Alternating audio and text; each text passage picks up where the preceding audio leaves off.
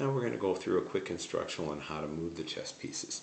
The first piece that we're going to talk about is the pawn and the way that they move. Pawns are unique.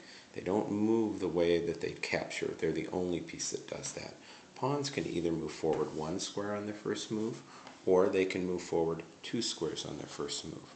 1 or 2 squares on their first move, but after a pawn has moved, whether it move 1 square or 2 squares forward on its first move, it can only move 1 square forward after that. So it can only go 1 at a time after that.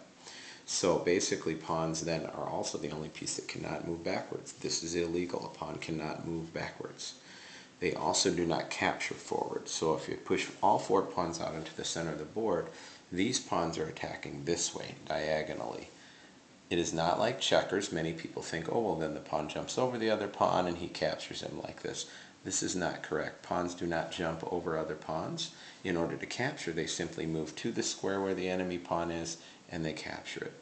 The black pawn also can capture diagonally only, so he can go diagonally forward and capture the enemy white pawn, taking him off the board.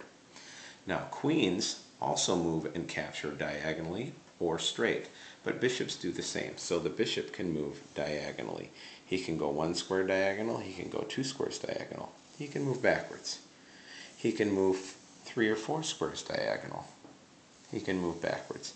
But since this bishop has started on a white square, it will live its whole life on the white squares. The black bishop can also move diagonally forward 1 square or 2 squares, or as many as he would like in one move, until he reaches another piece or the edge of the board.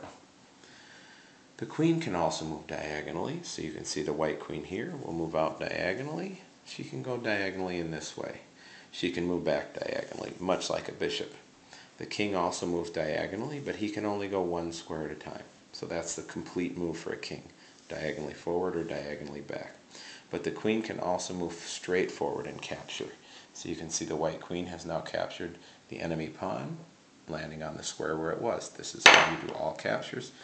The black queen can also do the same. She can come forward and capture the enemy pawn, removing it from the board. Queens can also move sideways, so you can see the white queen can go sideways all the way across to the edge of the board. The black queen can do the same. She can move sideways all the way across the board. They can go backwards. The black queen can go diagonally back. The white queen can go diagonally back. The bishop can move diagonal. We've already talked about that. Knights move in an unusual way. They're the only piece on the board that can jump over other pieces. So the knight can go forward 2 and sideways 1. It's easiest to remember that a knight moves. They start on a dark square, they end on a light square. If they start on a light square, they end on a dark square. And they move in an L shape. So you can see the L shape here. This is the L shape of a knight move. Castles, on the other hand, or rooks, move sideways. They move sideways in this way. They can also move forward if there's nothing in their way. So the rook can move forward.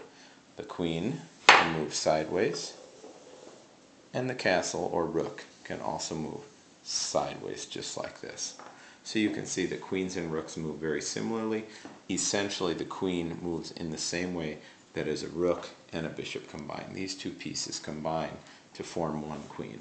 The rook can move straight forward or back or sideways like a queen, and the bishop can move diagonal like a queen. But the bishops and rooks cannot do what the other does. So that's the complete explanation of how to move all the pieces. Obviously, when you're playing online, you'll be able to, the computer will ensure that you move the pieces legally.